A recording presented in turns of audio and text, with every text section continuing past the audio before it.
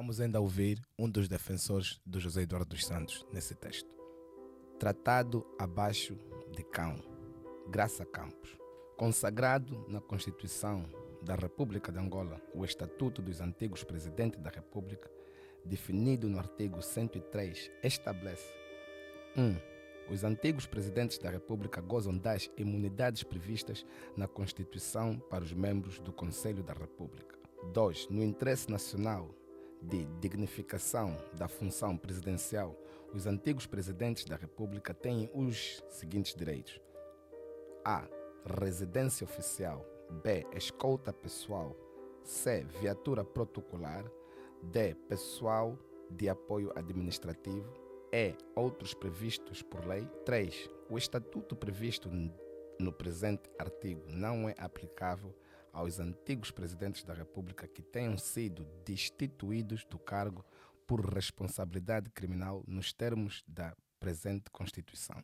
Na sua edição deste fim de semana, o semanário Novo Jornal publica uma matéria em que responsáveis da Empresa Nacional de Distribuição Elétrica END gabam-se de haverem ido ao bairro Miramar para notificar José Eduardo dos Santos por atrasos no pagamento do consumo de energia, completamente ostracizado na abertura do 8º Congresso do MPLA, quinta-feira. A ida e consequente publicitação de funcionários da END à residência do antigo presidente da República para notificá-lo de atrasos no pagamento de consumos de energia elétrica conforma uma verdadeira e indisfarçável vendetta a José Eduardo dos Santos.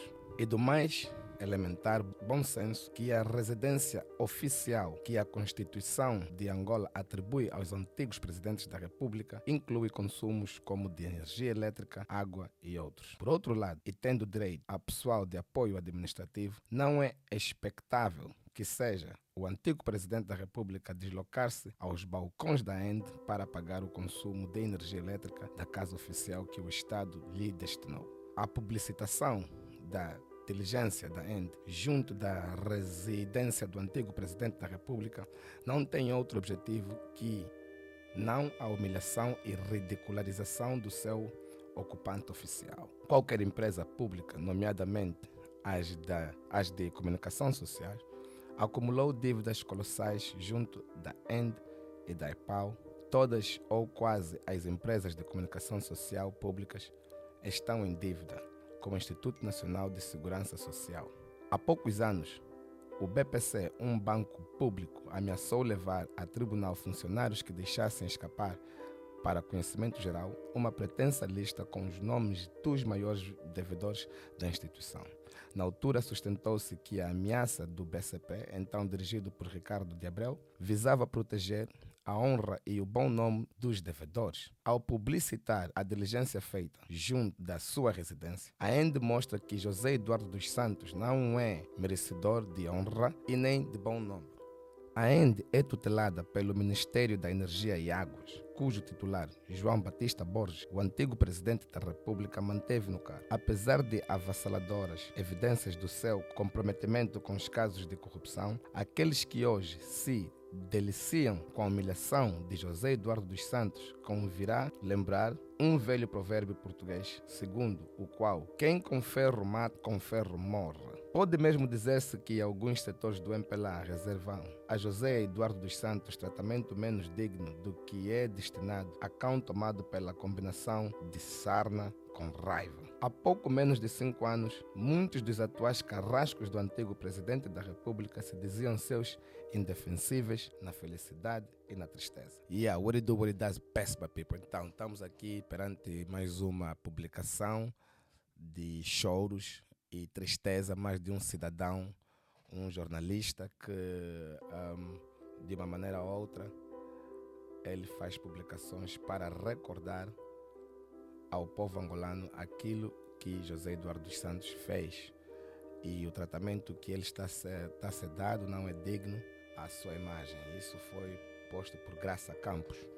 José Eduardo dos Santos, nascido em 28 de agosto de 1942, engenheiro petroquímico de formação, é a pessoa mais influente e mais rica em Angola. O site plataforma mídia revelou pela Trend Africa que José Eduardo dos Santos estima-se no valor de 20 bilhões de dólares. O homem mais rico da Angola e não só, um dos homens mais ricos do mundo.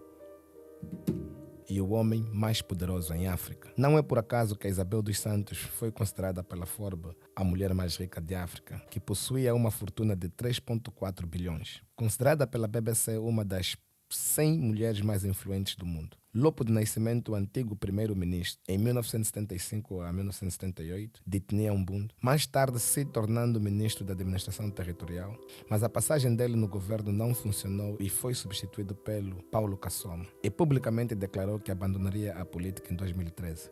A fortuna de Lopo de Nascimento é estimada a 750 milhões de dólares, mas pouco sabe-se como é que uma das figuras mais importantes do partido do MPLA conseguiu obter essa fortuna. Na lista também o general Egino Carneiro, com uma fortuna de 500 milhões de dólares. Elder Vieira Dias Cupilipa, com uma fortuna de 350 milhões de dólares. Mano, a questão que nós devemos perguntar, onde é que está o dinheiro? Vocês começam a olhar bem a manipulação, irmãos. E você consegue olhar para a matéria da Guiné Equatorial, que tinha um homem com esses mesmos princípios.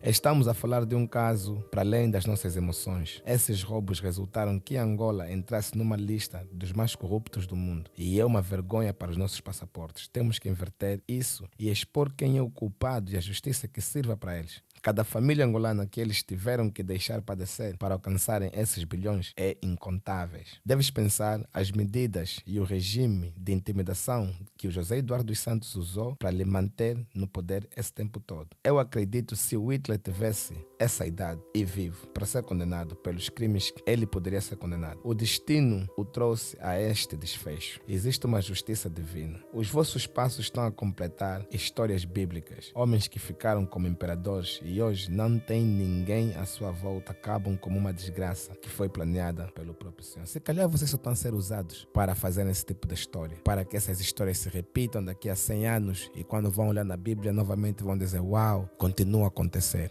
Entretanto, meus irmãos e minhas irmãs, devemos olhar nesses casos aqui com muita profundidade. E muitos de vocês não têm conhecimento do nível da injustiça que esse presidente lhe fez passar. Deves pedir a Casa de Segurança, a Unidade da Guarda Presidencial, Serviços de Inteligência, para escreverem um livro. O que é ser guarda do homem mais poderoso de África? Quais foram as táticas usadas?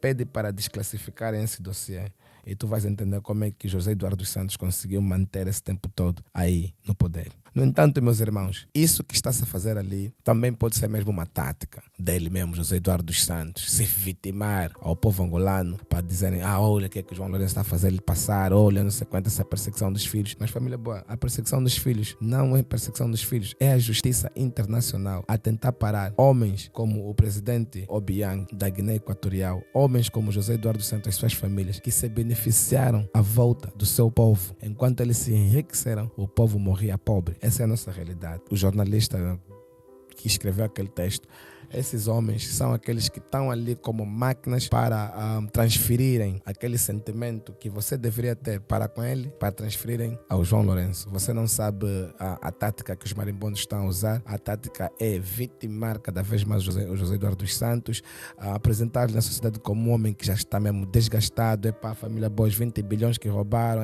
não importa. Mas família boa, você tem que olhar naquilo que é o povo angolano. Quem sofreu fomos nós, o povo angolano. No entanto, nós temos que deixar a história ser feita. Muito obrigado, Mano Kassumuno. E essas informações que vocês estão aqui, estão a ver, viram no site aí que está aí deixado aí embaixo. Já partilha, subscreve e deixa aquele like. One love.